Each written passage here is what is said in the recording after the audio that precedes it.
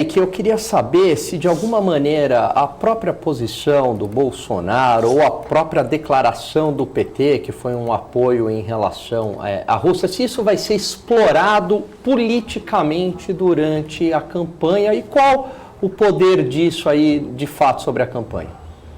Eu acho que sim, eu acho que vão ser elementos que vão ser colocados no dia a dia das campanhas. A gente vai viver um momento, Gani, que várias ferramentas vão ser colocadas pelos adversários e aí vão ser feitas pesquisas por parte das respectivas campanhas para ver o que colou. Tá? Então a gente vai ter sim a questão do Arthur Duval, que como eu falei, eu acho que isso tem como ser neutralizado.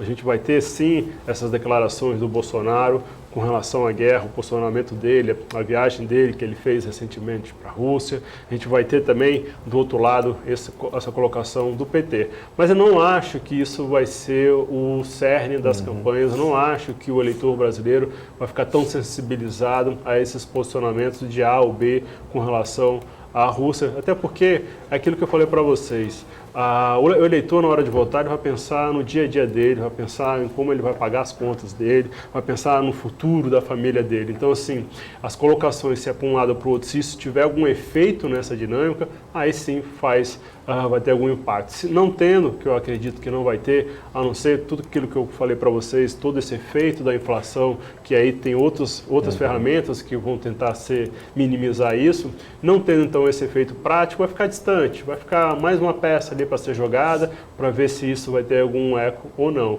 Mas vai ser utilizado, aquilo. Vamos ver até onde isso vai se estender, como é que isso vai colar. E dentro dessa questão de relacionamento com outros países, também o PT tem um certo histórico com outros países que é bastante questionado.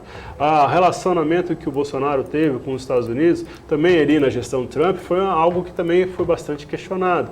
Como é que eram as diretrizes norte-americanas, como é que vinha de cima para baixo aqui para o Brasil e como é que ficava o relacionamento com a China durante boa parte da gestão. E é um relacionamento mais na linha vocal e menos na linha prática, porque na prática o mercado internacional funcionou, a dinâmica de troca entre os países continuaram, principalmente durante a pandemia, apesar das declarações públicas do Bolsonaro no sentido, o Brasil e a China se fortaleceram muito durante a pandemia na troca ali de compra e venda de commodities. Então assim, eu acho que vai ficar essa retórica, acaba no final não tendo tanto efeito no dia a dia, mas vai ser usado, é aquilo.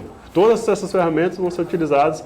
Falta saber como isso vai ter impacto. Eu acho que não vai ter grande impacto, porque isso não vai ter grande apelo no dia a dia do eleitor.